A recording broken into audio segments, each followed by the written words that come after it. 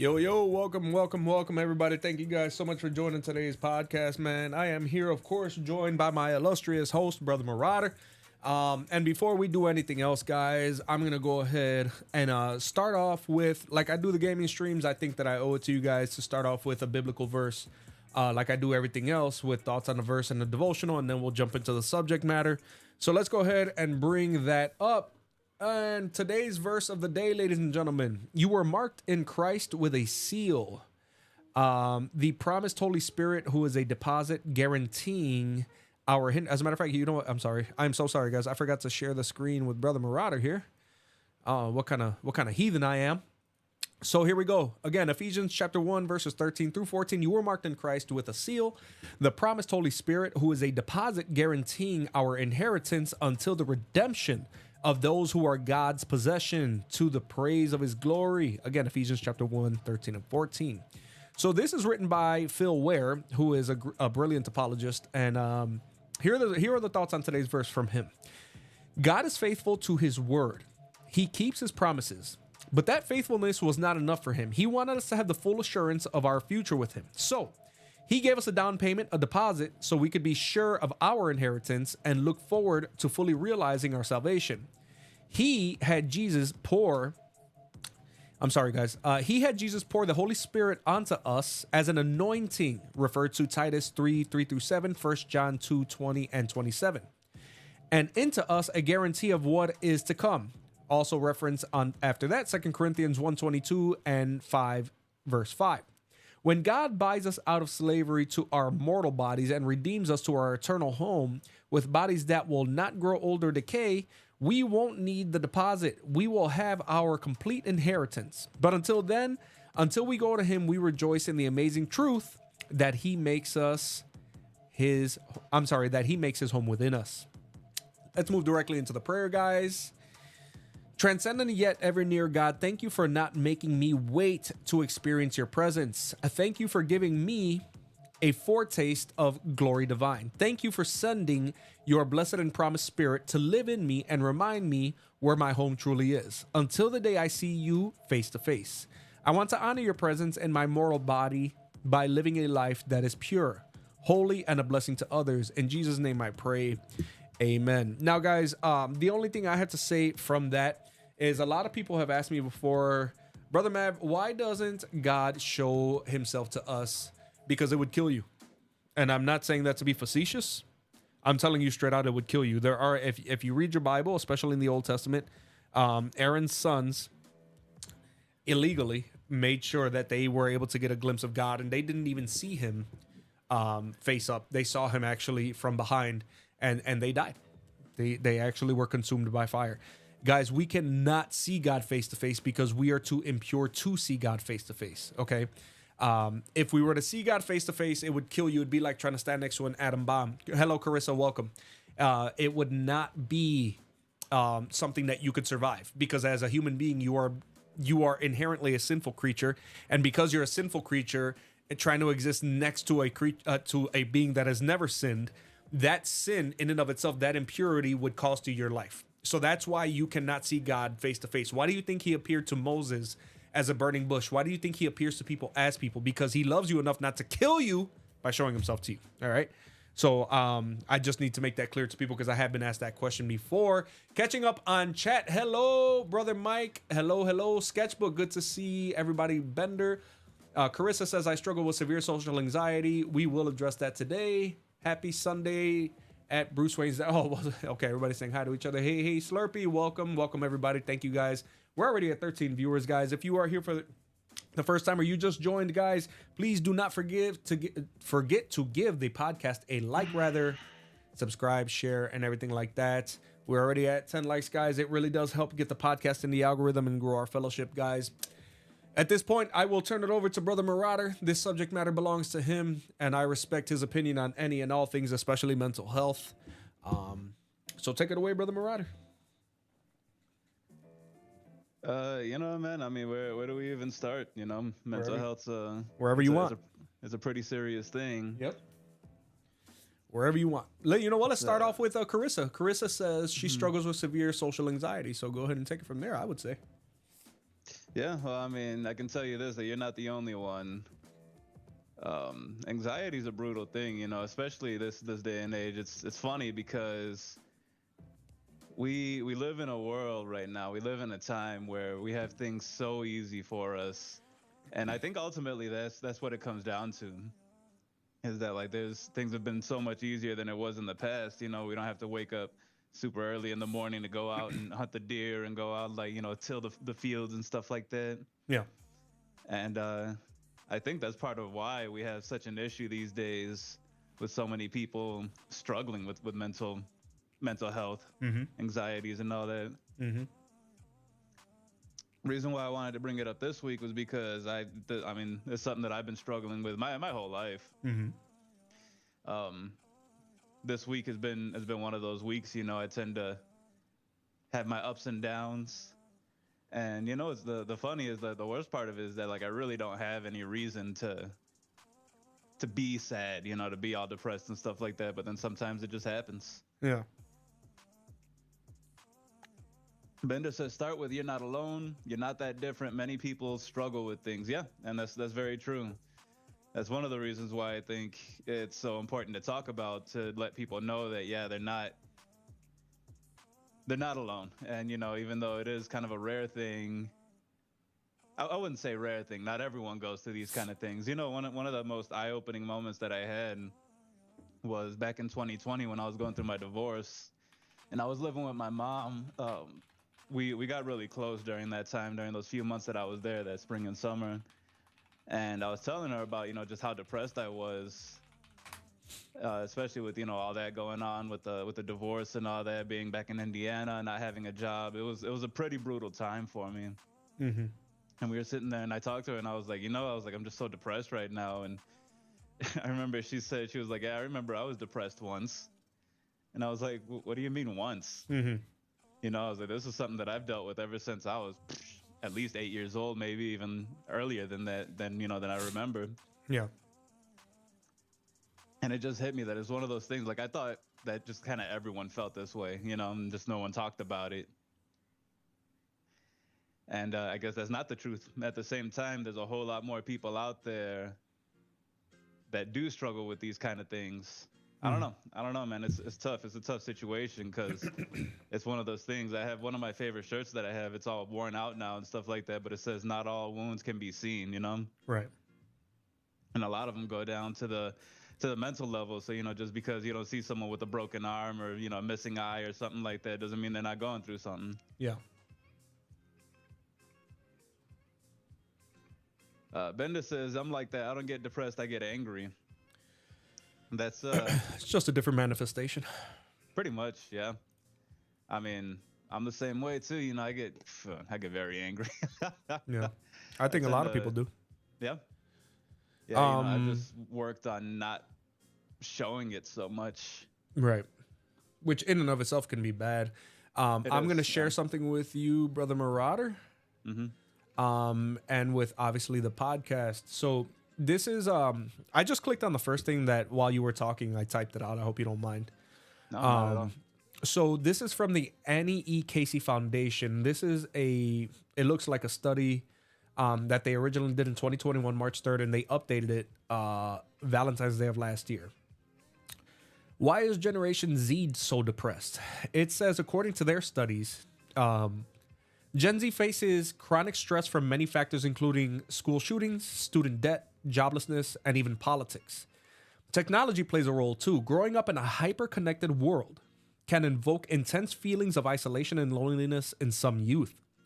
It can also fuel a steady drumbeat of negative news stories, a fear of missing out, and shame in falling short of a social media worthy standard. Instagram, for instance, has been found to negatively impact the mental health of teenagers, and I can attest to that because Instagram has negatively impacted my social. You guys are gonna think it's Instagram, and not for anything that's on there. I will explain. I will expand on that for you guys. For instance, has been found to negatively blah blah blah. According to a Wall Street Journal report, the popular photo-based social media platform is particularly hard on young women. It is credited with worsening body image issues for 1 in every 3 teenage girls, the report says. And then then it goes on about Gen Z and unaliving yourself. I won't go into that too much just because I don't want the analytics of our podcast to be negatively impacted. And then what'll end up happening is it'll get out there to less people. So Yeah, and that's a scary thing too, because that's a lot of things. I mean, I'll tell you that that's something that I struggle with basically daily. right. Is the thoughts of, to put it lightly, deleting myself. Mm-hmm. And it's something that's not easy to talk about, especially because whenever I do, a lot of people get scared. My ex used to get mad at me whenever I brought it up. I think it was more of a fear-based anger, Right. but it's one of those things too. And it's like the funny thing is that people think that it's just, that you're sad, you're having a bad time, and you think about doing it. But a lot of the times it happens to me when I'm having good days. Yeah. Like I'll be out on a hike, I'll be out at a coffee shop doing some reading, writing, whatever the case may be. And I'm like, yeah, things are good right now. And then all of a sudden it's like, you have no reason to be happy. You should just not be here. Right. It's tough. Well, so I will tell you that, well, I mean, this is a Christian podcast, so I'm gonna say it. I will tell you that in and of itself, I've heard countless pastors and apologists and just a lot of people talk about that sudden onset of depression. And they have talked about how basically that is a demonic experience, and sometimes even the devil himself whispering in your ear, because when you're happier, you tend to want to be closer to God, right? And of course, the one thing that he doesn't want ever is for you to pursue a relationship with the Almighty, right? So what does he do when he sees that things are good? When he sees and you know what? Not like I said, not that Brother Marauder and I have had this conversation on this podcast before, so I'm comfortable stating it. And Brother Marauder has said it himself, that whenever he finds himself getting closer to God, things like that always happen. He starts questioning, or something happens in his life, and it pulls him away from God more. Why?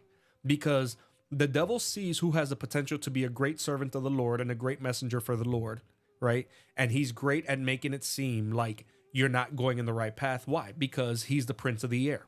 He controls what people say to you. He whispers in your ear. He's not omnipotent like God, so he doesn't know what you're going to do. So he'll continue to push on and push on and push on. And if he sees that he succeeds even once, he's going to continue to do that to you. Why? Because he sees, oh man, Gabriel's happy. No, I can't have that. I can't have that, because if he's happy, then he's going to want to do something positive with his life. And what is he going to want to do? He's going to want to spread the word of Jesus Christ. Well, guess what? I'm the devil. I can't have that. So I'm going to do everything I can to stop it. I don't know that I'm going to be successful. I don't know what he's going to do, but you can be damn sure that I'm going to try. You take it from there. I mean, I really don't have much to add to that, because, like I said, it's not only when I'm happy, it's also when I'm not happy. Right. Right. Yeah, I know. So it's just a constant thing. Mm-hmm. I mean, catching up on chat, horoscope astrology stuff is a new age practice, just to let you know. I think having friends to talk to helps a ton, but some folks don't have a lot of friends. I'm very lucky to have close friends. Brother Marauder, expound upon how Instagram has negatively affected you, if you can. Oh yeah, and it's not just Instagram. Actually, I think there's some that are worse than Instagram, like Snapchat. Yes. Snapchat seems to be... I don't have Snapchat, but... Yeah, I had it for a while. And I'll be honest, I got off of it because I kept getting solicited by married women. Oh, wow. Yeah, it was just like... I didn't even know that was possible. Oh, yeah. I mean, and it's not, it's so much inherent within the app itself, at least when I was doing it. Because, when I was on it, it was mostly just to keep up with people. I liked all the filters and stuff like that. But someone would find me on Instagram, or someone would meet me in person or something like that. And they're like, oh yeah, let me get your Snapchat. And I quickly started to learn that it was basically people wanting to do sneaky stuff. Because, Snapchat, it deletes the message after 24 hours. You have to set it to delete it after 24 hours, but it's like inherently where it's like the message is gone as soon as you read it. Right. So you read it, you go to send the next message, that message is deleted, so all the pictures and stuff like that. It's basically a cheating app. Mm-hmm. Most of the people that use it, now I'm sure there's people who don't use it for that reason. Right. But that's what it came down to for me. So I got rid of it a while ago, a couple of years ago.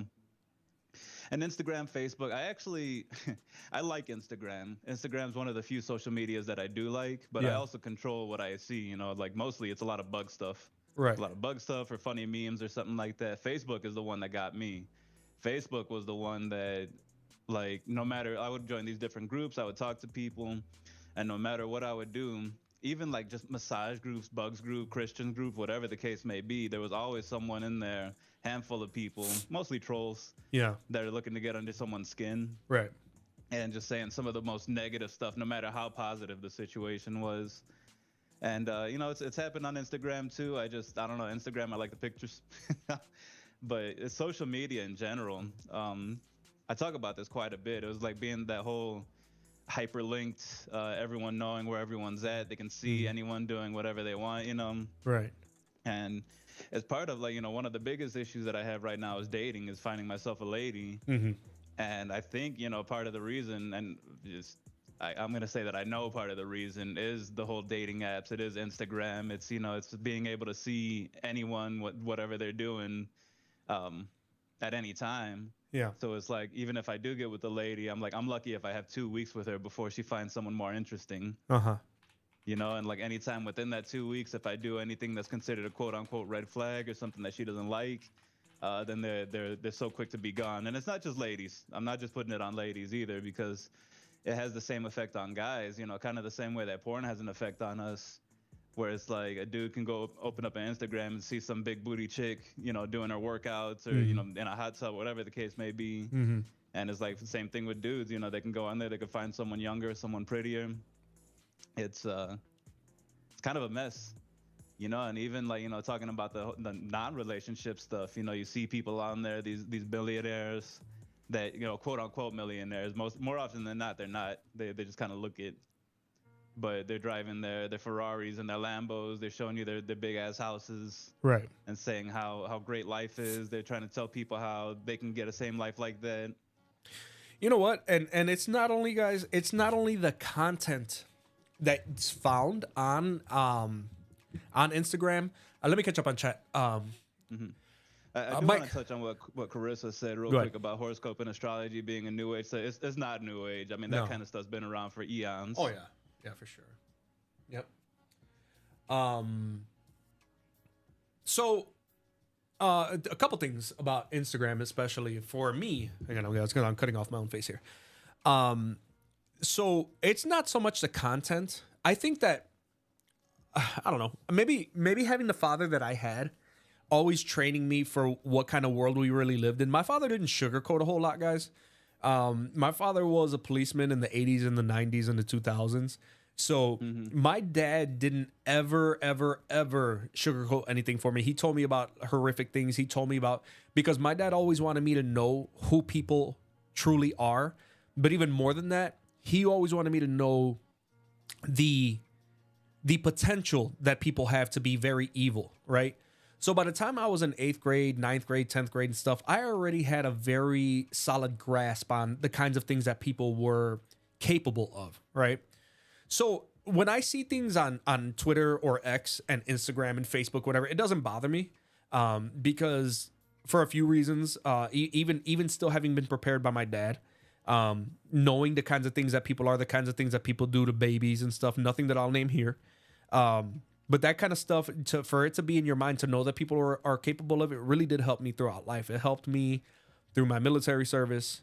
It helped me to understand that people are capable of that in other cultures. You know, if people who are progressive over here, especially feminists and stuff like that, or human rights activists, if they think that people's rights are violated here in the U.S., spend some time in the Middle East, and we'll talk about true human rights violations, especially for women.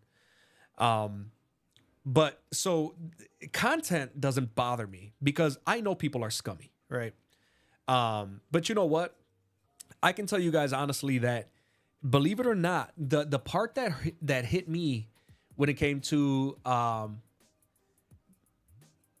when it came to it, and Pills, honestly, Pills was the one who has spoken to me about this. It's Instagram's refusal to put you out there if you're not, like Brother Marauder was saying, if you're not showing your butt cheeks to everybody, right?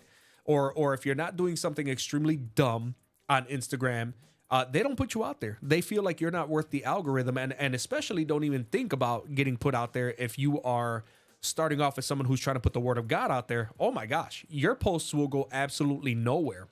And the only reason I even have as many followers on Instagram, which I do right now, which is 1,400 last I checked, which is minuscule by some standards. It was only because of one reel that I put out that was absolutely viral, that basically was only because Matt Walsh was destroying this one trans activist whose name I won't say, because I actually got that very same short taken off of my YouTube channel and deleted because I said it was bullying and harassment, because Matt Walsh was telling the truth about transgenderism and transgender ideology, and how much, no matter how much makeup you put on your face, you're never going to be a girl, which is absolutely true. But after it hit about 1.1 million views, they took it off my channel after a month of it being up, saying that it was harassment and bullying. Whatever. It is what it is. Instagram is so good at taking followers away and giving you followers, and you sit there and it gets in your head like, man, am I doing something wrong? Like, am I not good enough? Am I not, should I change this? Should I do that? Should I do that? And it gets you to this point where you're so down on yourself. And I thought it was just me. And even Pills was like, dude, I put my content up and it's soaring on TikTok. It's soaring on YouTube. It's soaring on even Twitter. But Instagram is like, if you are not fitting into this one niche, like Brother Marauder said, if you're not doing something inappropriate and it's not super liberal, you're not going to go anywhere. And to be honest with you guys, as a content creator, that can get in your head. When you sit there and you know that you're trying to do something good and the Bible's telling you it's good and you're doing exactly what Jesus Christ said, but you're not getting the views that a guy who's freaking smashing a watermelon over his head gets, it pisses you off. To the point where I've been live where I say, you know what, F this. I cut the live and I say, I'm not getting on here. There was a time where I don't know if you had noticed it, Brother Marauder, but there was a time where I wasn't streaming, making videos. I didn't do anything for like months. It was like a month or two because I was sick. I was like, I'm sick of this. I am sick to death of stupidity getting millions of views and coming on here and trying to do the right thing and spending 6 hours editing a freaking video for it to get 20 views. That would piss me off to the point where I would be infuriated. I wouldn't get depressed. I would get infuriated and I would give the finger to the world and say, for what the hell am I wasting my time for? So yes, it affects people differently. It would never depress me, but it definitely got me to the point where I was not even willing to put an effort in, because I was like, why? Why should I put an effort in for ungratefulness, for an algorithm that's not going to pick me up because I'm telling the truth, you know? But yeah, you know, I hear you, you know, and like you said, it's a different form of anxiety being angry like that. Yep. And, you know, I mean, whether it's algorithms or whether, you know, a lot of it, I truly believe it's just what people are looking for, you know, and people are looking for that controversial. They're looking for the nasty. They're looking for something that's outside of the norm. Right. Those are the things that get the views, you know. I mean, look at how many, it disgusts me, it grossed me out. How many, what do they call them? Mukbang videos. Those videos where people just like sit in front of a camera and just eat and just stuff their faces with all kinds of nasty stuff. And like, look at how popular those are. Yeah. I'm going to catch up on chat here. It looks like there's something interesting going on. Sketchbook says that's what, Carissa, I'm not getting all of your messages either. Bender touches on it. It's a good point. Seems like most doctors have no idea how to handle mental problems without using drugs. And that's, you know, I mean, 100% correct. Yeah. I go through the VA, and granted, like within the last few years, the VA has gotten better. You know, they used to be real garbage. Oh, yeah. They've gotten a lot better in the last few years. They're a lot more attentive now. Right. But even then, I've seen so many doctors that the moment that I tell them I have any kind of depression or anything, they want to take away my gun, right, and they want to give me pills. Right. Even, you know, as much as I tell them no, that I don't want to. Yeah, that's what they want to do. I finally just now got a hold of a doctor and a mental health lady that I'm talking to, a therapist, who isn't pushing that kind of thing, which is great. But yeah, Carissa, like Bender says, find another doctor. Yeah, that's really all you can do. You and know, unfortunately, I think Jordan Peterson said it. where we live in a world now where basically everyone who's going through those schools, who's going through college, kind of has the same mentality. You know, like it's gotten so deep implanted into the schools that all the teachers and stuff like that have the same mentality. Yeah. And basically, if you don't go along with that mentality, you're not going to do well in the school. Right. So the ones who graduate are the ones who think just like they do. You Yep. know, the real hyper progressive, hyper leftist. Yep. And that's the thing too, is that most people who are even very conservative are just pretty much telling these people what they want to hear so that they can pass the class. Because there have been many times on many different social media platforms where I look up and I see people who are, you know, putting copies of their term papers that they're getting failing grades on because a professor will literally, with no shame, circle. One girl wrote biological male in the paper, and she failed. It was a thesis paper. This thing was about 10-12 pages long, and she failed the entire thing because the professor did not like that she used a proper term of biological male. And that's absolutely ridiculous. But let me tell you, and I will tell you something else. My family doctor, who's very old school, my doctor, he's a Chinese man, born in China. Born in China, emigrated to the United Kingdom, spent many years in the United Kingdom, served in the British military as a physician, has a dual citizenship in America and the United Kingdom, brilliant neurologist, does family practice now, was telling me that he said, let me tell you something, man. The guy's like 67 years old. I mean, he has no hair on his tongue, none. And we talk about things that most doctors would never talk about. And I remember about a year or two ago, he said, I'm gonna tell you guys, man, that if you guys knew the kinds of people, the caliber of people that were being allowed to graduate medical school now, it would freeze your soul with terror. If you understood how little these people understand about medicine, about the human body, about anything doctoral. You have to be an activist now. They don't give a damn if you actually know proper medical practice. They care more about your ideology and the stupidity that it is before you can put on that white coat. And he said the amount, and he's a teaching doctor on top of that because he has new medical students every single time I'm in there. Okay, do you guys mind? Do you mind if we observe your appointment? No, I don't mind at all. And he tells me the people that I flunk on, they've threatened even to take away my teaching status because I refuse to pass medical students who don't know the most basic. And he has shown me these are medical students who have gone through high school, college, master's, the PhD program, gotten a PhD. They're sitting in there and he's asking them questions about, oh, okay, he's got fluid in his lungs, this and that. What is your diagnosis? To this day, I can't tell you a single one that has gotten a proper diagnosis. He makes them open the damn book in front of me until they find the proper diagnosis. These are the people who are putting on coats and writing prescriptions to you every single time you say you have a problem. They can't even properly diagnose a pneumonia. And he's showing me. He says, I tell you because I know that you don't have a big mouth. I know you won't blow the lid off this stuff. These are the kinds of people that are calling themselves doctors. These are the kinds of people who are going to be allowed to be surgeons in many facilities. They can't even diagnose a pneumonia. Unfreaking believable. It's Brother Mike says it's just a manipulation thought for the alpha and beta people. I agree. It seems like doctors have no idea how to handle mental problems without using drugs. Yeah, because that's all they're taught to do because they are in cahoots with the pharmaceutical companies without a doubt. There's no doubt about that. I offended a friend about a trans topic. Well, you're going to offend a lot of people when you tell the truth, Brother Mike. You know why? Because their God is their sexual preferences, which is led by Satan.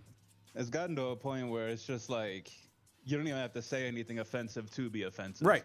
Yeah, their entire, all you have to do is say that I'm not into that. Right. I even tell people I'm not, I got off of Bumble, the dating app Bumble, because there was a time where I was getting matched with so many transgender, quote unquote, women that I was like, it was insane. Every time that I got a match or anytime I got a message, I had to go scrutinize through their profile to make sure that it was an actual woman that was talking to me. Yeah. You know what? It was funny that you say that. I'm gonna finish catching up on comments, and I'm gonna tell you guys about a very interesting post. I do want to say real my quick, pediatrician. Bender, that you're right. It's not all women that act like that, and I never say it's all women. I try to be very clear about that. It's not just a man-woman problem. Yeah. Sketchbook says, brother, it's getting to the right people, though. Of course, worldly behavior will get promoted. This is worldly play. Absolutely, Sketch. And yeah, my wife, believe me, my wife and my pastor, we've all had that conversation about not getting through. As a matter of fact, I had a long form video recently that actually hit 500,000 views, which I'm still shocked about. And I know it was only through the glory of God, because that's, it could only be his hand that would make sure that kind of video gets that kind of response. And I'm so grateful to him for it. Bender says there's a pill for that. Aren't you lucky? Yeah, for real. There's a pill for everything. It seems like college is garbage now. Complete trash. Employers are refusing to hire people under 35 for technical brain jobs. Yeah. I mean, and that's the thing too, is that they won't get penalized for it because they're never going to tell the truth and say that's what they're actually doing. I trust Google for my medical issues than any doctor. I wouldn't even trust Google. I'd trust DuckDuckGo or Yandex or anything else but Google. But you know what? There was something else. So it looks like an NBC, and you guys know how little how little of a regard I have for NBC.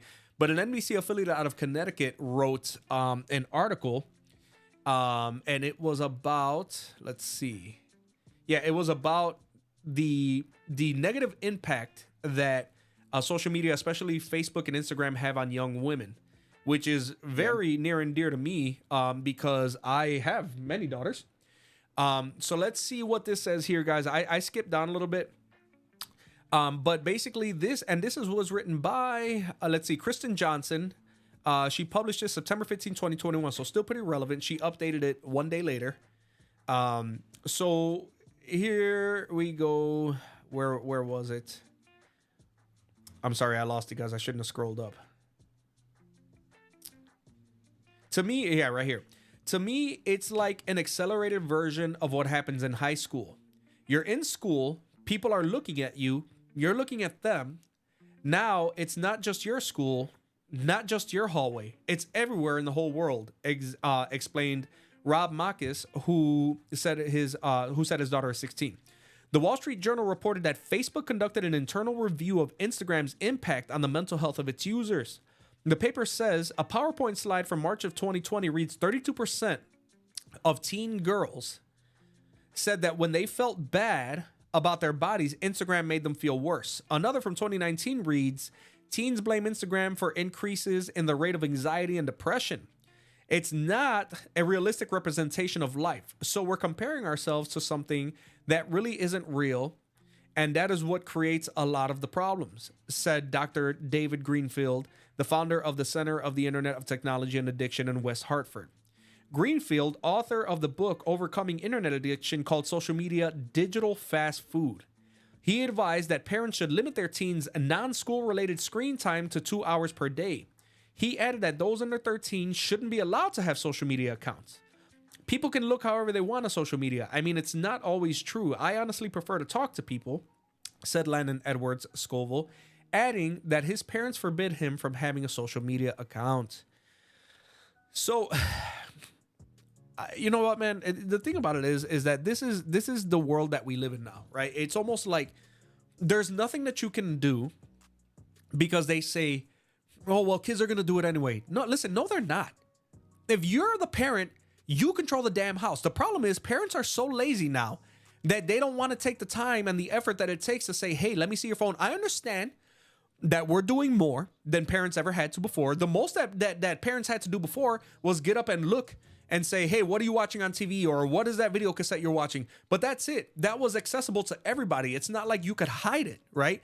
Now you got basically the entire World Wide Web in your hand, and you got to be going from bedroom to bedroom seeing what the hell your kids are doing, right? And if you take their phone away, they can install the same or equivalent version of those apps on a computer and talk to people there and look at the same garbage there. Instagram has apps on PC. So does TikTok. So does Twitter or X. Obviously, YouTube does, you know. And now they have programs where you can have these apps, but it looks like a different app. Right. Yep. You know, you have apps that you can download where you can literally download. It gives you a different phone number, right? It gives you whatever you want to have access to. It gives it to you so that you can do what you're doing free of consequence. And that's really what it comes down to, ladies and gentlemen, is that they're teaching kids that your behavior can be free of consequence. And that's not good. That's not a good thing. It's not a good thing. You know, and that's the problem, is that we as people sit here and we act like, you know, well, it's okay because that's the world we live in. No, it's not. No, it's not. The way that the Bible says you are responsible for the upbringing of your child, especially spiritually. We are one of the biggest things we're going to be judged for by God is the way that we allowed our children to be raised. And that's why my wife, my kids get home, they put their phones up, they do their chores, they do their homework. You get your phone until a certain time, you turn that phone off, and if I find you on that phone, dude, you guys think I'm lying. And I'll get my wife over here for anybody who thinks that I'm not telling the truth. My oldest daughter, before she went to college, was giving my wife and I a lot of issues about certain things, right? I'm not going to get into a whole lot of business. And I gave her a very stark warning about a phone. And I told her, if I catch you reaching out to a certain person on your phone, I don't give a damn if you have your own job.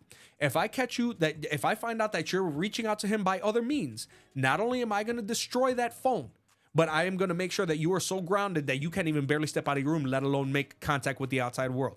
She thought I was freaking playing with her.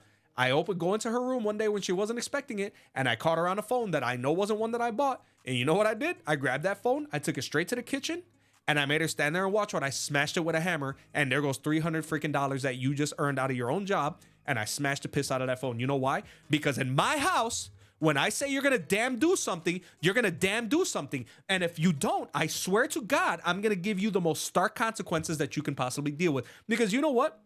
You can go upside a kid's head nowadays, but you take that phone away, oh my God. I've even given my kids a choice before. You can get whacked in the butt with the paddle 3 times, or I'll take your phone away. Dude, they pick the paddle 10 times out of 10. So you know what I do? I take their phone away.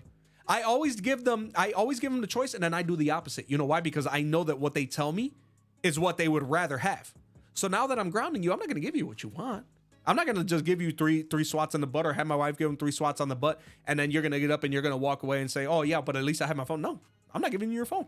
Dude, my kids have gone without their phones to the point where they can't stand me. Oh, well, you don't got to like me. I'm not your friend. I'm a 39-year-old man. What do I look like trying to be friends with a 13-year-old girl? I don't give a damn if you like me.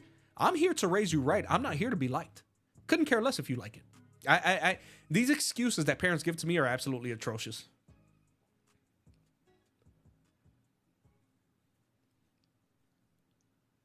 Brother Mike says, back to the trans topic. My friend posted he wanted a female roommate as a joke, and I told him, you got to watch out because you never know if it's a man or a woman. That's true.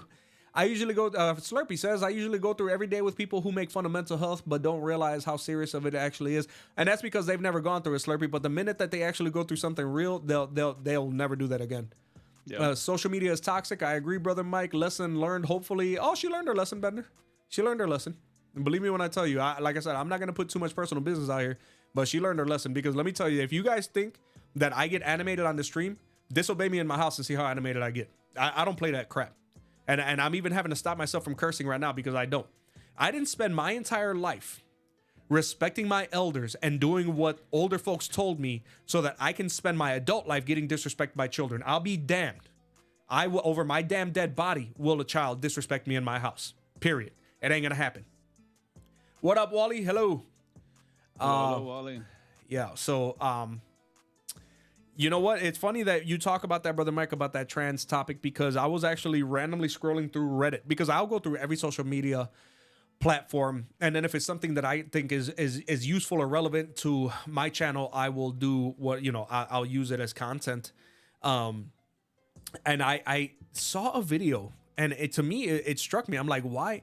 So it was a picture. It was a video of a guy who was physically assaulting a woman, right? And she had absolutely no clothes on, like literally none. And I was like, so I think this was in South America. And so my first thought is, there's people walking back and forth. Why are people not helping, right? I'm like, this is crazy. On top of the fact that you're humiliating her, she has no clothes on. She's stark buck, you know what, and getting beaten on. I'm talking about he's wailing on her. And I'm like, dude, is somebody going to do something about that? So 3 guys run up after about 10 seconds of this, 10, 15 seconds, easy. They run up and they're like, hey, what are you doing? Stop, stop, stop, stop. In Spanish, obviously. And he's like, stop. You want me to stop? And he picks her up by her hair. And when you turn around, dude, she's got a male appendage between her legs. It was a guy.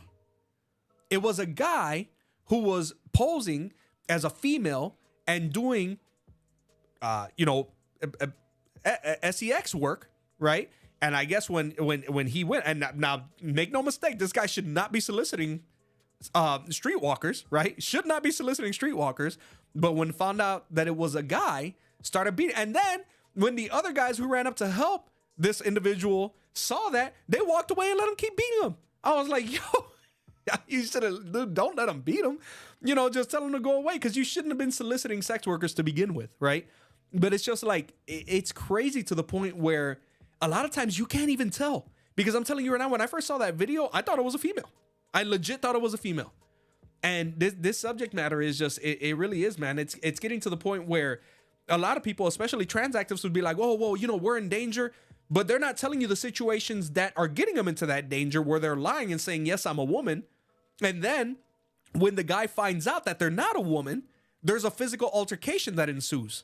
Yeah, and that's the problem with it, is that, they want to call themselves real women. And I mean, again, going back to the Bumble thing, there's been several times, at least some of them put up that they are trans. Right. Not all of them do, though. Right. And then there's even times where I have to like scrutinize this picture, and I'm like, is that a dude? Is that right. a chick? And then I'm like, if I even have to question, I'm like, I'm just passing, because yep. For that reason, that it is dangerous for them to be doing that kind of stuff, because you have no idea how a dude's gonna react. Right. And you know what, guys? I feel trans do it because they can have normal relationships as a trans, not after your partner finds out.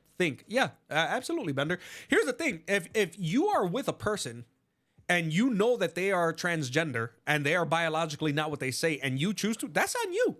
That's on you. You use your free will to do whatever you want. But you cannot just drop it on somebody at the last second and be like, oh, hey, by the way, just so you know, I don't have down there what you expect to have down there. How do you think people are going to react to that? Because make no mistake, There are people on YouTube. There was a guy on YouTube that apparently got into a big heap of mess for something that he pulled at the White House for flashing everybody, right? Because that was when Biden was putting up the trans flags at the White House. And I guess the guy decided that it would be a good idea to flash his implants at everybody, and he got banned from the White House and everything. But let me tell you something. When this guy's talking, bro, he even had a voice surgery to sound like a woman. You can't tell that this is a guy. You cannot tell this is a guy.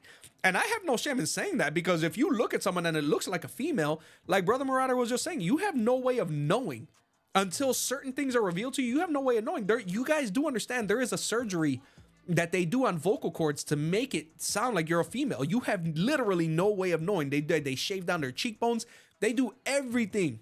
Everything. I didn't even know that this person was a guy until I saw a video of him exposing himself at the White. I was like, this is, and then on top of that, why the hell would you think that's a good idea? What do you think was going to happen? You think that they were going to invite you in and sit you in the Oval Office? Oh, yeah, can you do that again? I mean, come on. You got to understand that politicians, 90% of them are only virtue signaling because it gets them votes. Because I promise you, behind closed doors, they don't agree with anything you do. They just know how to pander. And you're dumb enough to freaking fall into it. Wally says, when dealing with mental health, we can sometimes forget to deal with physical health. A good doctor will always deal with the physical first. I agree. I think that's a good point. And and that doesn't even stop at doctors. Right. It actually starts with the individual. Like I've noticed, especially this last week, I had to stop working out because I tore my pec. Oh. So I haven't been in like jujitsu for about 3 weeks now. I would cry. And oh yeah, bro, it sucks, and like I've been doing little workouts here and there at home, but it's like as soon as I feel my pec starting to like, act up again, I'm like, I got to take it easy, so I've had to like chill. Not only that, but it's been in the negatives out here. It's been real cold in Colorado, so it's not like I could really go take a walk comfortably anyway. Yeah. Or go on a hike or anything. Right. So that's really where a lot of it starts, is keeping yourself physically active. It's going to be one of the things that I brought up as far as like how to deal with, mental health when you find yourself in these situations. Right. And so, like the last couple of weeks, I've been kind of at home, not really doing much, doing a lot of reading, playing a lot of video games and stuff, which is all fine and dandy for the first few days. But after a while of just like not being able to do anything too physical, and, I'm working, I have a real physical job, but that's also kind of slowing my healing down. Right. Yeah. But it's like, after a while, it's like you got to get out there. You got to do something, get in the sun, lift some weights, do something. So the mental and physical are definitely linked, as well as the spiritual. Yeah. Yeah. But that's the thing, man. For me, when I find myself, I can tell you, and this is not just because I'm a Christian, but when I started praying, but praying for real, like on a regular basis, it really did help me a lot. It helped me to not care about things that didn't matter, and it helped me to care about the things that mattered only. And that's really important, guys, because for me, my relationship with Christ has literally changed me in a way that, and you guys could ask my cousin. I'm not. I am, like I said, I am a very animated, very passionate person about certain things. But that's just who I am. It's not because I'm trying to be arrogant. It's not because I'm trying to be, it's because I feel it's important for me to communicate certain things to certain people, because this is how I communicate. Other people communicate differently. The point is that you do have to understand when to step back, right? Physically and mentally. And I'll be honest with you guys, the times that I have taken off from social media has been the best thing in the world, because I wasn't really doing much. I'd go to work, I'd work out during my lunch, take my shower, get back, eat my lunch, come home, spend time with the kids. This studio wasn't even powered up for weeks on end. Maybe I'd get on, play a game. Maybe I'd get on and watch YouTube. But that was it. That was it. There was nothing that I really, and I didn't, and you know what it is? Most people are afraid to disconnect social media wise because they get that FOMO, right? You get that FOMO, you get that fear of missing out. And that's the problem, is that I have a daughter who struggles with that big time. Like, I couldn't get her. I remember I had to like almost threaten her. Like, if I catch you on that phone past 9 o'clock, I'm never going to allow you to have your phone in your room again. Like, you're going to use your phone for school or whatever, and that's it. And it literally had to get to that point, because it turned out that it was always like, oh, but this is going on. I don't give a damn what's going on. You need to sleep, right? But you're so afraid that something's gonna happen, or it's because I wake up all these texts. Listen, I don't care, dude. I don't care. I couldn't be more clear about the fact that I do not care about the affairs of 13 and 12-year-olds. I'm not gonna let it affect your health. And it's really, I'm telling you guys, it's really important, man. It's important, especially for those parents out there. It is important, because if you start letting social media run your kid's life, you can't complain later when they come in and start telling you all this nonsense about things that they want to do and things that they want to try. And, I feel like I'm this, and I feel like I'm that, and I feel like I'm a wolf, and I feel like I'm trans. I don't want to hear it. And I don't know that I've spoken about it on the podcast. I know that I've spoken about it on my live streams, on my gaming live streams, on PX3, when I tell people, and this is not, it's easy to talk about this, especially as a Christian apologist. It's easy to talk about this as someone who doesn't really have to experience it because you think it's stupid. Believe me when I tell you, in my family, I'm experiencing this too, where I have, and I won't even say who it is in my family, who is like always constantly, no, it's he. I'm like, look, you can keep telling yourself that lie all you want. The fact that you have to continue to remind yourself just goes to show you that your subconscious is constantly telling you the truth, and you're trying to reprogram your brain to call this female a he, and you're expecting everyone else to do that and call her this new name. I'm not doing any of that. I'm not. I would rather not address that person than to call him a he, because the moment I do that, I am now insinuating that God makes mistakes when he gives somebody the sex that they are when they're born. He made her a female, period. God doesn't make mistakes. The only ones who make the mistakes are human beings who think that they have the ability to know more than God. You will never know more than God. And you think that you're going to sit here and say, God made a mistake and put me in the wrong body? No. The only mistake is you thinking you're intelligent enough to circumvent God's design. And you can take all the pills, you can have all the damn surgeries you want, you can change your birth certificate, you can cut off your breasts, you can do whatever you want, but at the end of the day, everybody knows who you are. And 7 to 10 years from now, when your mental health is exponentially worse because you went through and listened to the idiots on Instagram and TikTok, you're going to wish that you had listened. But no, you don't want to listen to the God-fearing people. And you wanted to go ahead and go along with everybody else and listen to your mom and everybody else who sat there and said, oh yeah, he. Call him he the hell all you want. But don't look at me and wonder why it is that I'm looking at you like you're crazy, knowing full well. Because if I had tried some crap like that in 1993 when I was growing up, and I come to you and say, oh, I'm a female, you would have smacked the piss out of me. But now you want me to call a female he? Absolutely not. There is no way in hell I'm doing that. I will never insinuate that a person is anything else other than what God made them. And it's not going to happen. This is why it pisses me off, because you got a world full of people who want to sit there and pretend for everybody else. You don't do that for any other mental health condition. You don't tell a schizophrenic person that you hear the voices they hear. You don't tell a person with suicidal ideations that it's okay to do what they want to do. But you want me to tell a person who thinks because they're having gender dysphoria that I'm just going to go along with their delusion? Get the hell out of my face. Ain't going to happen. Brother AJ says, praying is awesome for mental strength. Absolutely. Hey, Brother AJ, I'm sorry about your PTSD and thank you for your service. I'm glad you're staying active. Yeah, absolutely, AJ. I can relate, my brother. Anytime I'm not feeling right, I pray and feel relief. Absolutely, because it's really the only thing that helps 100% of the time, man. Medications may or may not work. Other people may or may not help. But prayer will help every single time. That's a promise. As if you are praying for real and your relationship with Christ is legit, it will help every time. I volunteer for vet orgs and I'm big into gardening. So I'm always going something but hunting and fishing is what I love. And fishing is serene, man. Fishing, I can get with that. Fishing is where it's at. I'll be honest with you. I'm the only time I want to be around other people is when it's my wife and my kids. And my cousin when he comes over here once a year. That's it. I can honestly tell you, I can count on one hand how many times in a year's time other people are in my house because I don't want other people around me. If I'm out and it's not with my family, I want it to be by myself. I don't want people talking to me. I just don't. When I was in the army, I got out of the army. I'm not a fan. I'm not a fan of people. I'm not a fan of crowds. I don't like people standing behind me. I was at Dunkin' this morning. I've been out of the army 15 years. I was standing and dude was standing real close to me. He almost caught a bow. I'm telling you, I don't like people standing behind me like that. I just don't. Sketchbook says, I've been listening while driving. Yes, exercise and diet affect your mental health. Most people use caffeine and alcohol and drugs to self-medicate. Yeah, unfortunately, that's very true. More often than not. Ask God to reveal the core issue and deal with it. Yep, that is awesome. He took cocaine from me that way. Good, Sketch. I'm glad, man. That's really good to hear. And I thank you for your transparency, man, because that's not something that a lot of people would be willing to admit. But the fact that you have God, it shows you because... Let me tell you, I'm very, very willing to admit things about myself that I would never have been able to admit before. And Brother Murad is the same way. He talks about things that he probably wouldn't have talked before he had a relationship with God. But I know that I'm redeemed in God. So I guess when you're redeemed, it makes you willing to share more, right? Definitely sounds like a win to me. Awesome, AJ. Nature is made for us to enjoy. It's a great way to recharge. Yeah, I agree. 100%.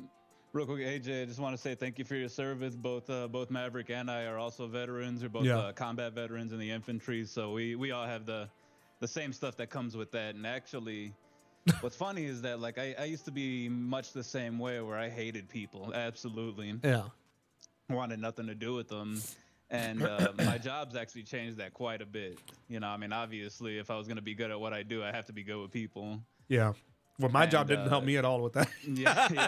No, I know that. I know that's for sure. Not only that, but living where you do in Chicago, man, it's just rough out there. Yeah, exactly. You know, me moving to Denver and becoming a massage therapist, you know, I was like, it's definitely changed my opinion of most people. Right.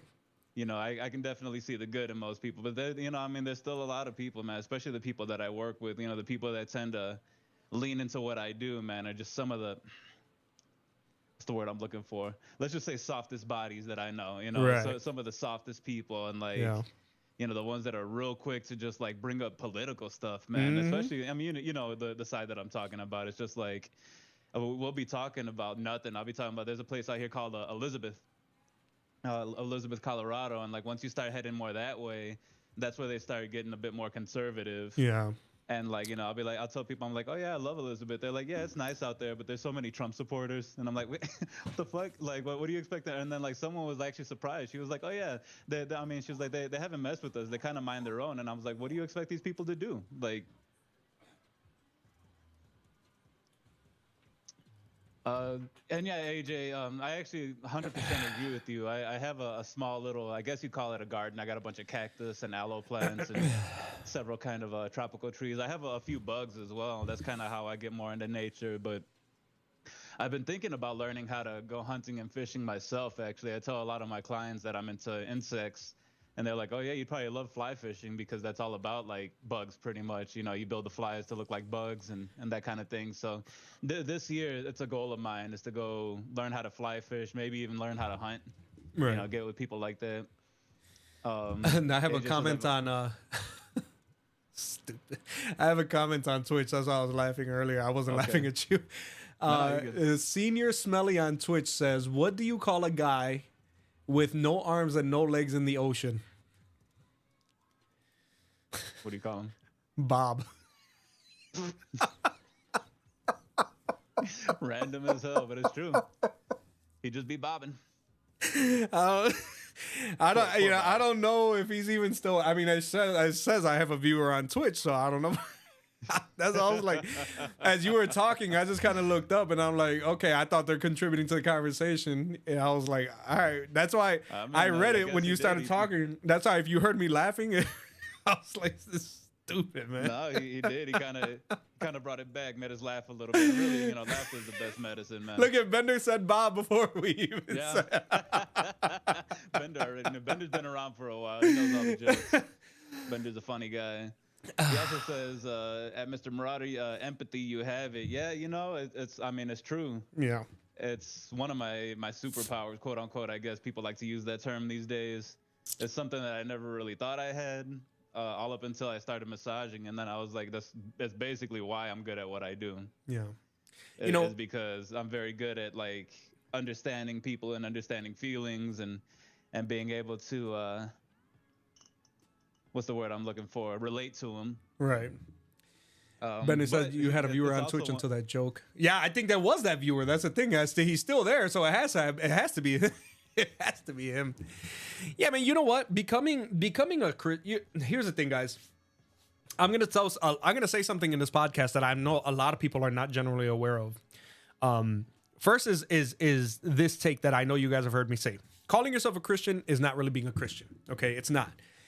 You can be raised in a Christian home. You can be raised Christian. You can have gone to Christian schools. You can have gone to Catholic schools, whatever. It is what it is. There's a lot of people who are raised Christian who are never really Christian. You know how I know that?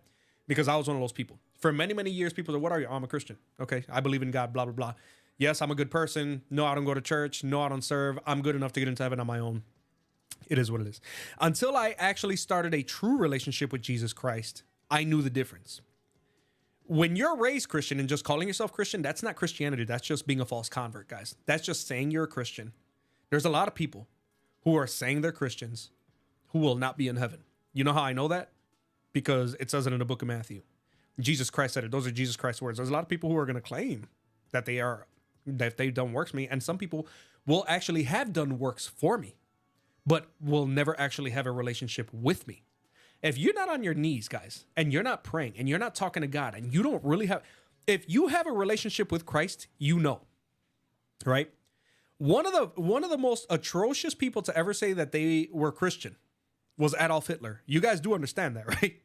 People said, well, if he wasn't a Christian, why didn't the Bishop of Germany, the Archbishop of Germany excommunicate him? And I tell people, are you going to be the Archbishop who excommunicates Hitler while he's literally committing a genocide so that you can be in there with them? That Archbishop wasn't never going to excommunicate Hitler. Well, he would have died. Hitler would have attacked the church. Oh, well, yeah, his troopers had some slogan, some Catholic slogan or something, Lord be with us or something like that on their belt. I say, you can say whatever the heck you want. The Crusades were justified by people who were saying that they were Christian. Absolutely not. You were not doing that in the name of Christianity. You were doing that in the name of your own stupidity. Okay. People also said, there's another one. Oh yeah, the Bible justifies slavery. Yeah, you do understand that those slave owners were operating from a perverted version of the Bible that wasn't really the Bible, that took out the entire book of Galatians, that took out every verse that stated that you better not be beating people who are your servants, that you better not be, and on top of the fact that that kind of servanthood was not the same thing as early American slavery. There are people who have perverted the Bible. There are people who have looked at the Bible and interpreted it. You cannot. Cliff says this all the time. Ask Cliff. He says it all the time. You can interpret the Bible any way you want. But when you do that, you're not being intellectually honest. Because you cannot interpret the Bible in any way that you feel and choose if you are being honest with yourself about what it really means. Anybody can look at anything and say, oh, well, it must mean this. No. But if you have half a brain cell, you know fully well that what you're doing is not what the Bible really says. Okay.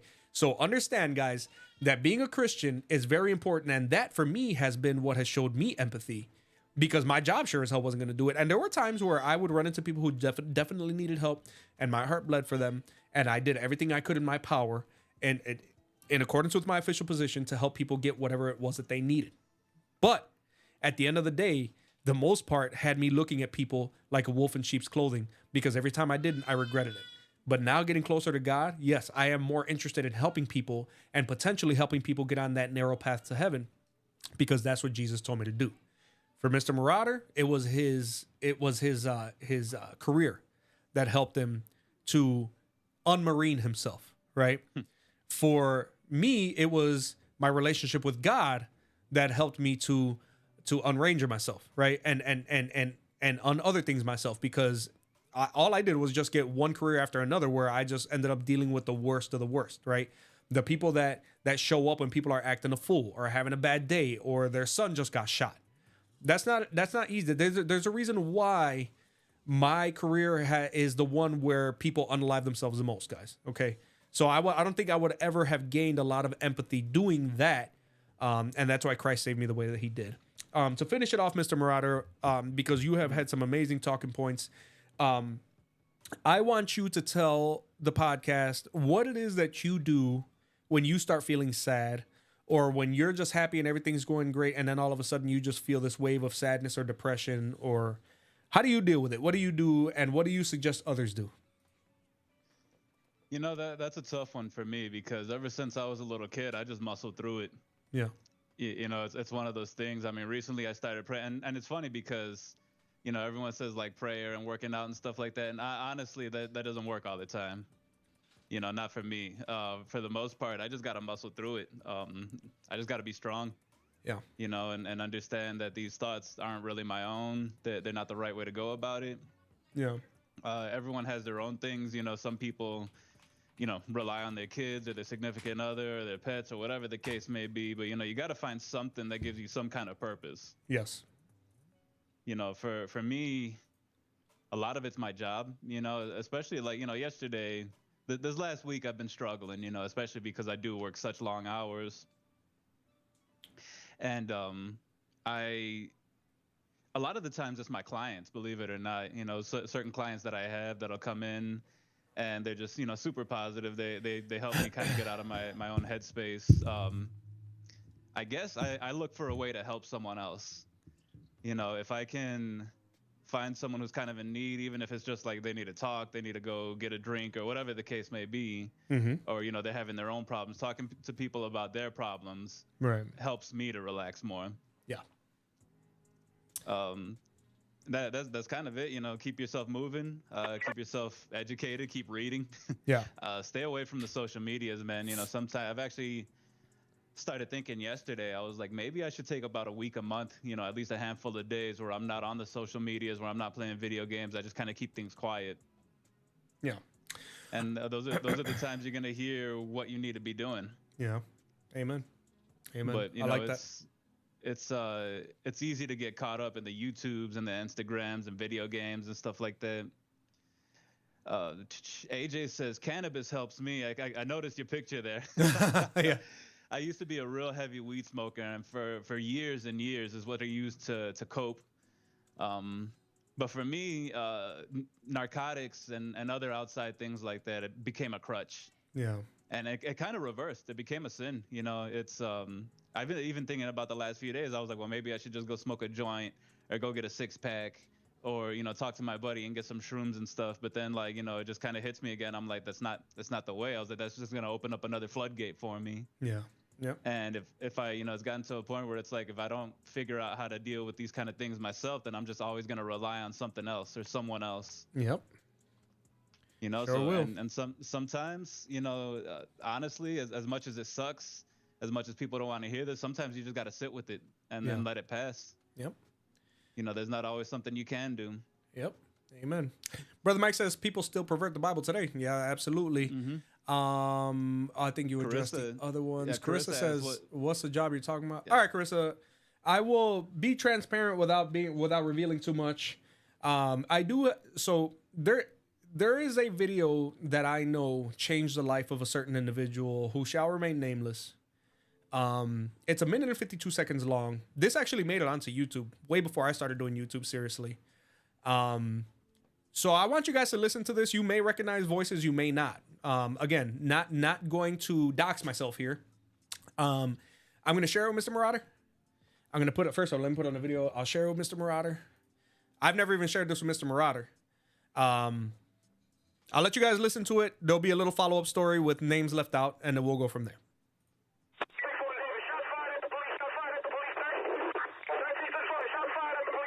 My partner's on foot. He's going down the alley. Fenders are running. Westbound.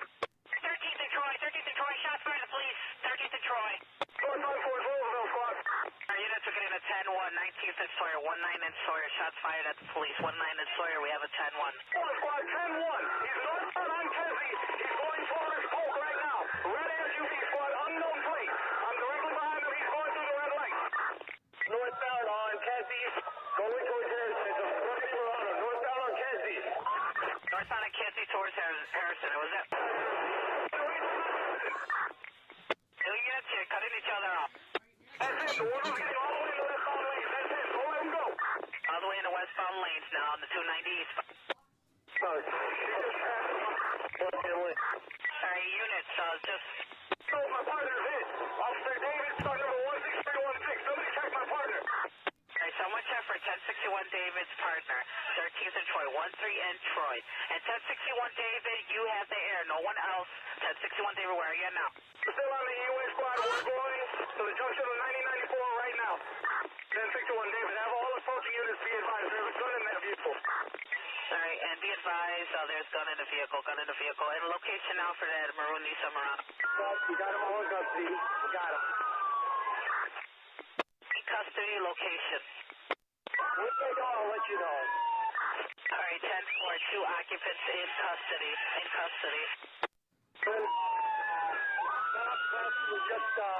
Just north of the exit from the 55. Alright, just north of the I-55 exit. All right, guys. So like I said, you may have recognized some voices there, you may not have. So I'll lay this out for you guys.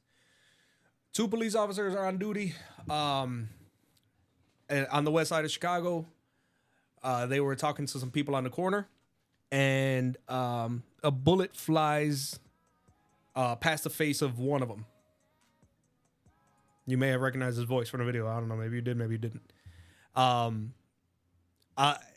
police officer looks over his shoulder. There's two kids from another neighborhood there shooting. Looks like what ended up happening was the people that were interacting with those two cops, they were spotted. And so those kids, even though those cops are standing right there, they still try to shoot those kids with those cops in the middle. A chase that video was actually 1 minute 52 seconds. That chase went on for about 20, 30 minutes. They went all over the city. And Chicago is not a small city. All over the highways, all over everything. Anyways, after about 20 minutes of chasing and like 1,000 police cars from God knows how many agencies all over this car, their car breaks down and they pull all three kids out of the car. 2 firearms, 1 Tech 9. The kids are taken into custody. Now, when that police officer jumps out of his car, him and his partner had been separated during the original shooting.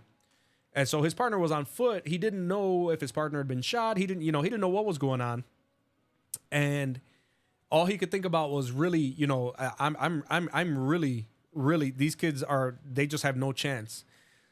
So they were taken into custody. One of the shooters was 11 years old.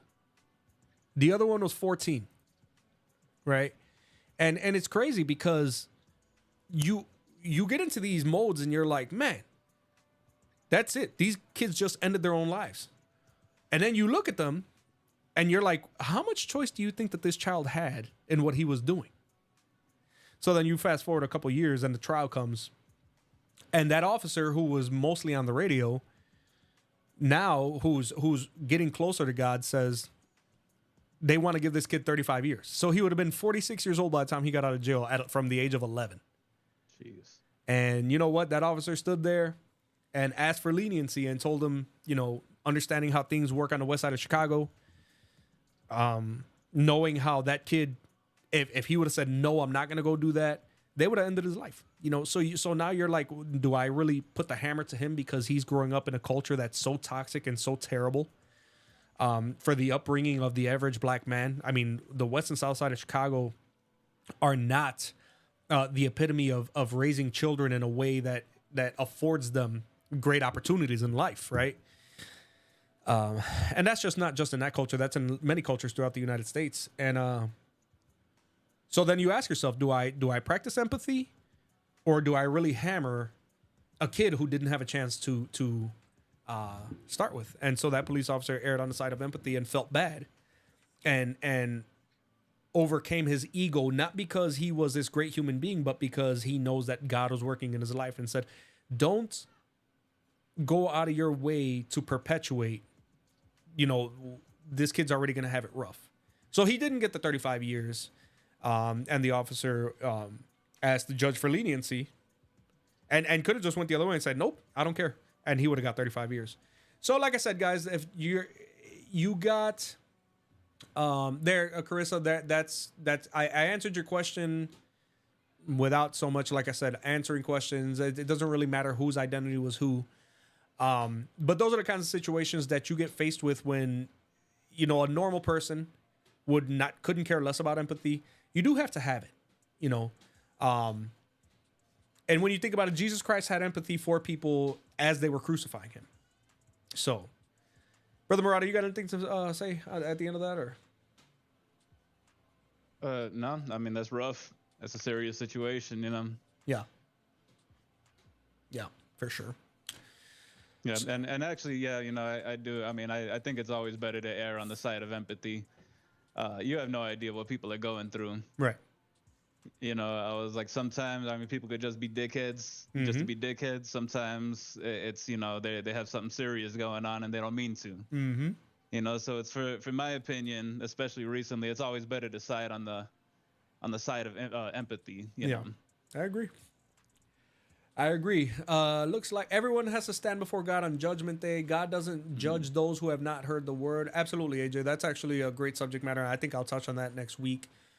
Restream says, congratulations, you've received 100 messages today. That's actually been happening a lot more and more, and I'm so grateful to God because people are talking a lot, and it's all from YouTube, let's make no mistake, but I'm just really glad. I'm glad that you guys are here, and I'm glad that this fellowship is growing, albeit it's one person at a time, but you know what? Quality over quantity, man. Quality over quantity, because believe it or not, guys, there used to be a time where I would look at the Tim the Tatmans and the Ninjas and the Dr. Disrespects and be like, man, that's crazy. I would kill to have chat so fast I can't even keep up. Why would I want to chat going so fast that I can't even acknowledge you? Yeah, and that's something I want to bring up, something that both Bender and AJ said. AJ said that he had a big YouTube channel, but it got deleted for some reason, but he said it was a blessing.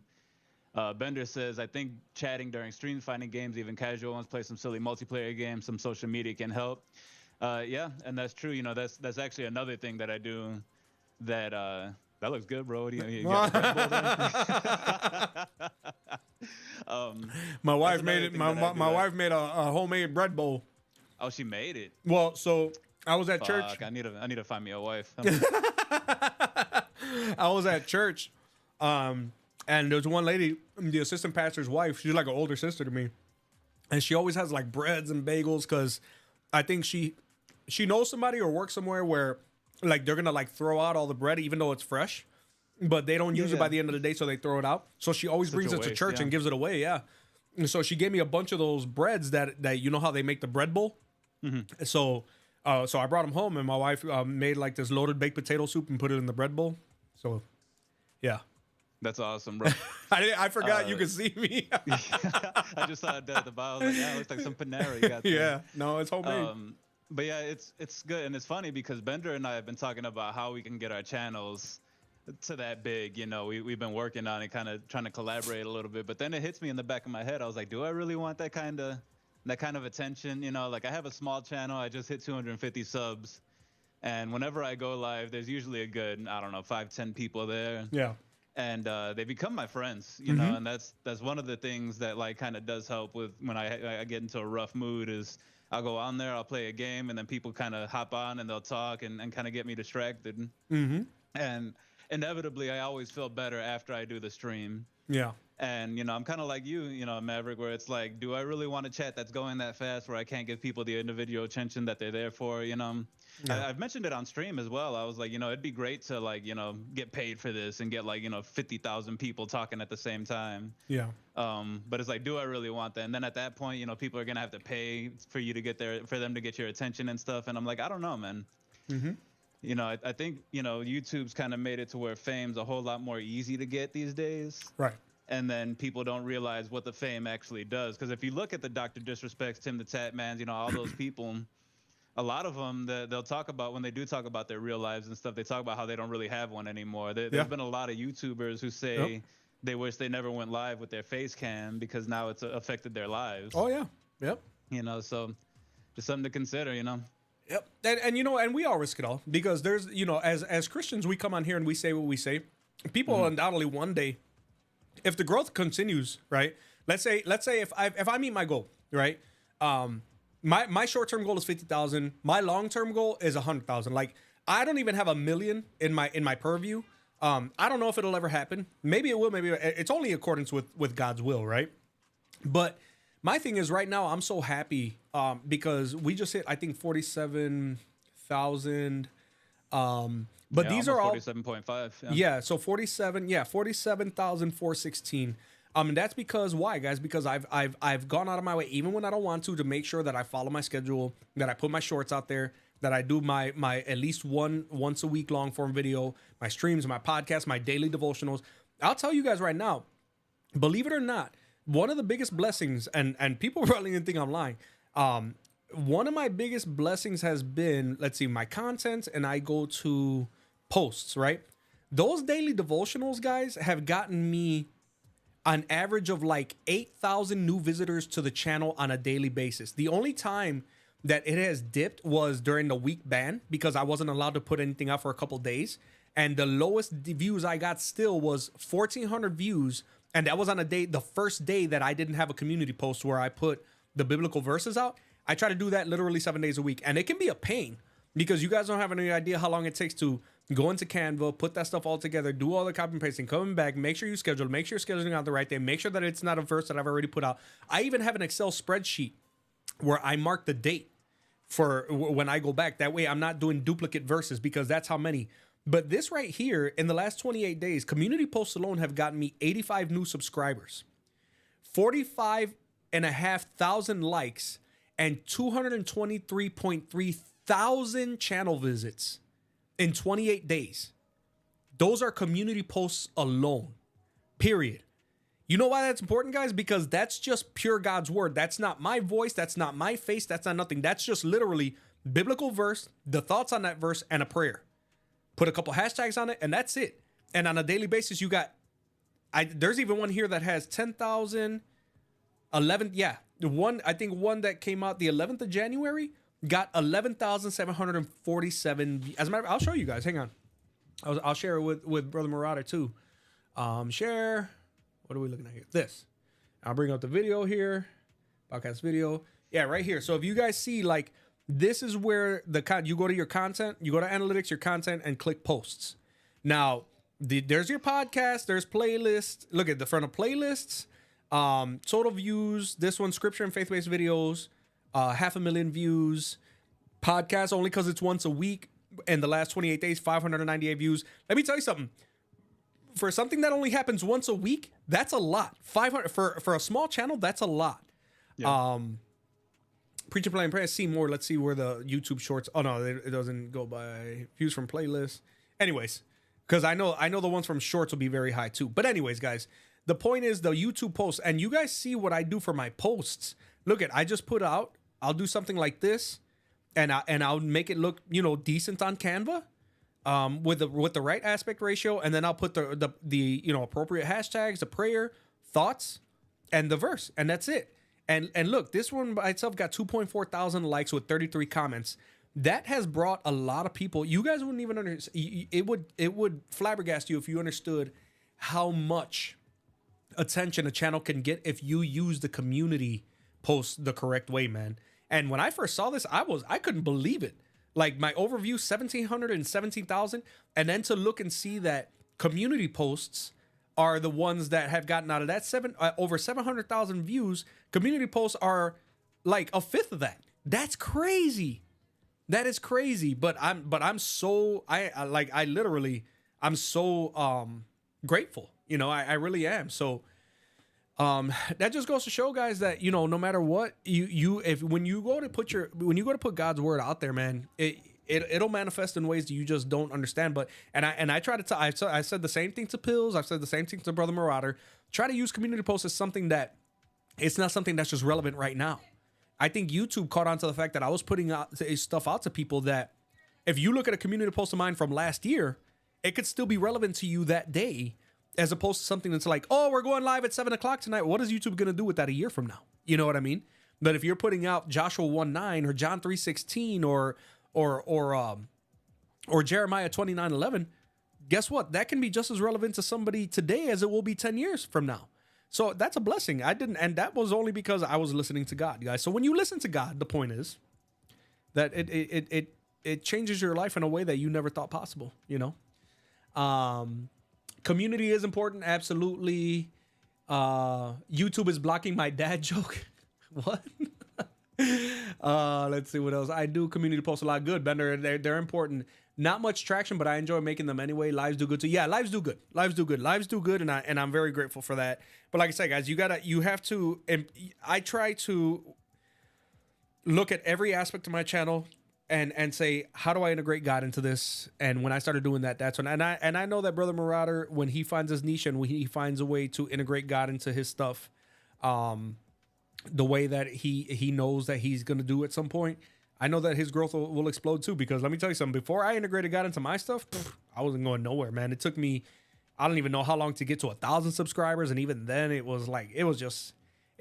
people think, oh man, I got to 1,000 subscribers, I made it. No, man, let me tell you something. That's just the beginning. And it becomes so much more of a headache because you get 1,000 subscribers. Oh, I'm monetized now, I'm gonna start making all this money. Nope. You be lucky you make 20 cents. You know, it really, the grind is crazy, man. The grind is crazy, but that's subject matter for another day.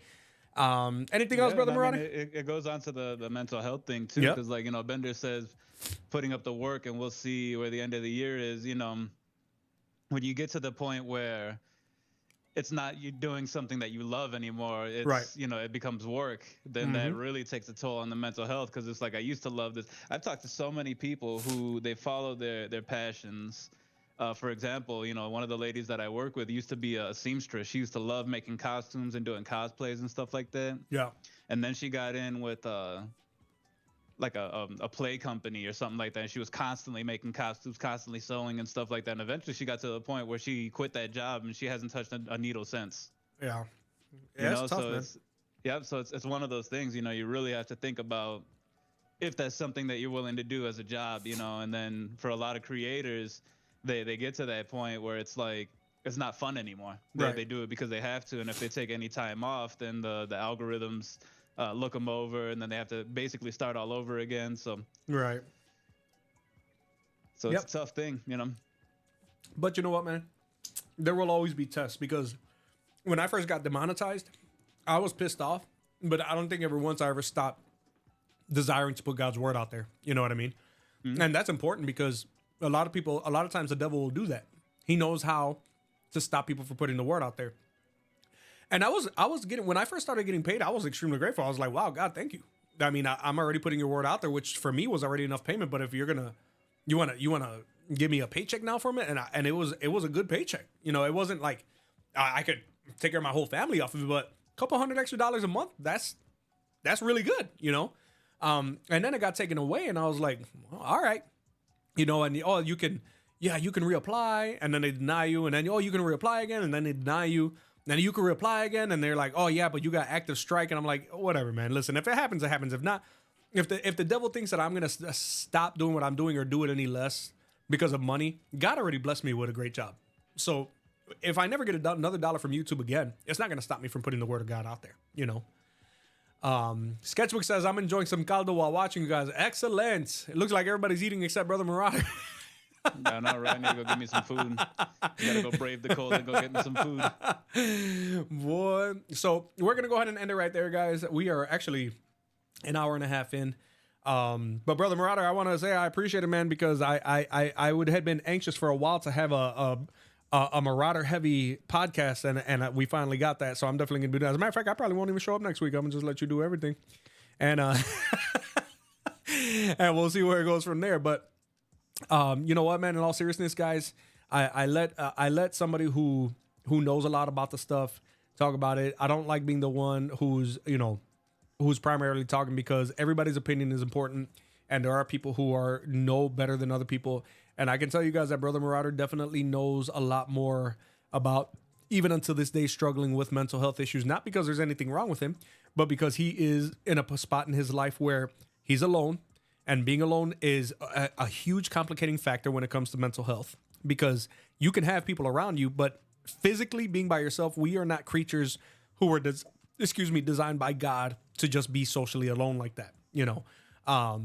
So I definitely value what he has to say on the subject matter, because I'm spoiled. I have my kids, even in times where if I was struggling with something like depression, I have my children.